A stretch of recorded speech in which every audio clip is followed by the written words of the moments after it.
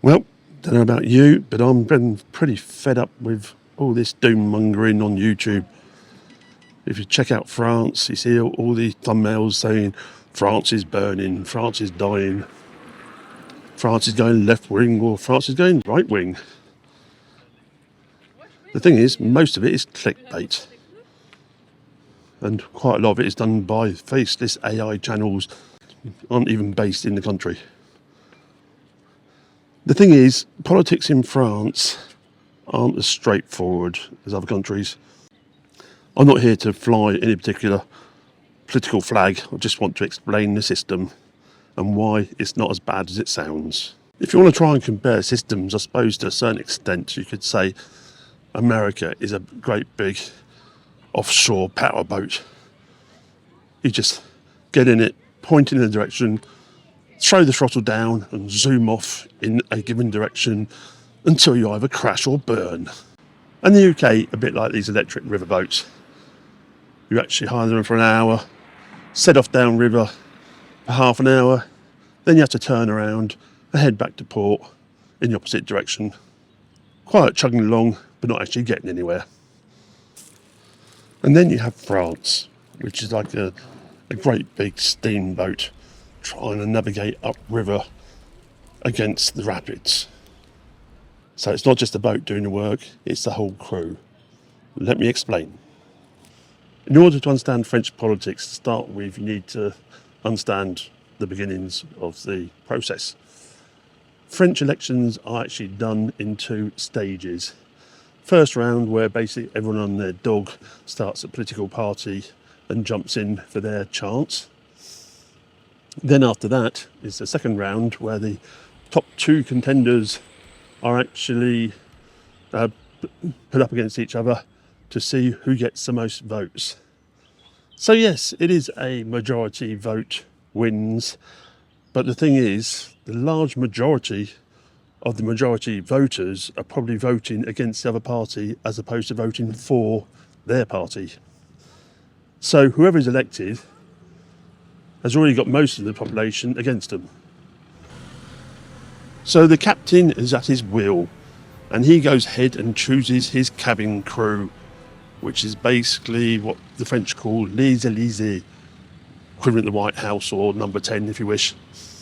Obviously, these are all handpicked by the president, and thus all thinking like he does, or to a certain extent anyhow.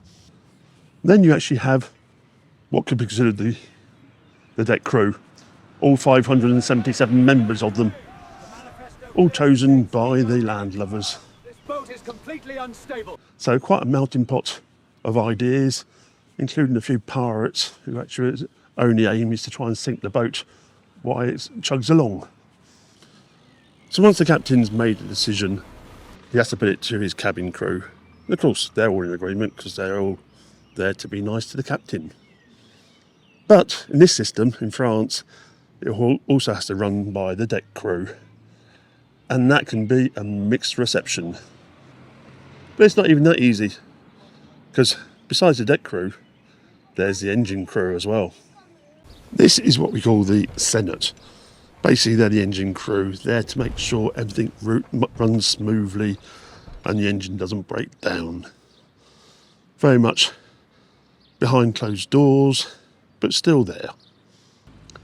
And even then, it's not finished, because you also have to check it with the chief engineer. He's what's called the Conseil Constitutionnel. He's there to make sure nothing stupid is planned, nothing that might blow up the motor completely.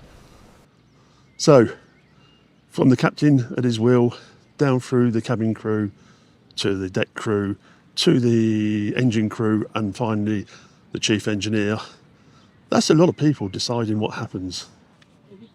And I thought also I'd better mention the French government's flare gun, what the French call the 49.3, or 49.3, which comes from the article of law, which is basically an emergency override system. The president or one of his direct ministers can actually use the 49.3 law to pass in force any given legislation. But if they abuse it, they risk a vote of non-confidence, or as the Americans say, an impeachment. so it has to be used carefully. Some governments have been a bit more eager on it compared to others, because it is quite dramatic and it is irreversible. So there you have it.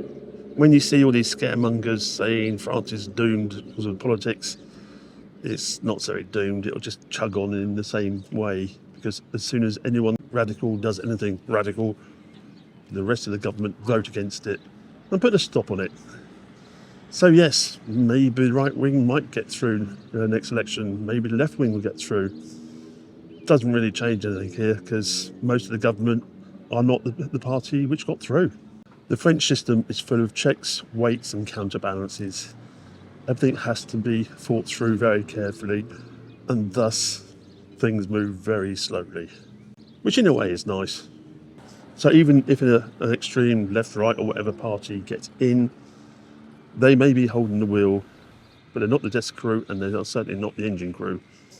So don't believe all the political propaganda and clickbait you see on YouTube. And don't forget, steering the French steamboat up through the rapids isn't the same as driving the American powerboat. And so if you are still interested in buying a house in France, you can scan the QR code here or just click in the link in the description. That will take you through to a form, fill it out, click send, and if I can help you, I'll get back to you. My name's Dan Newton, the French estate agent. À bientôt.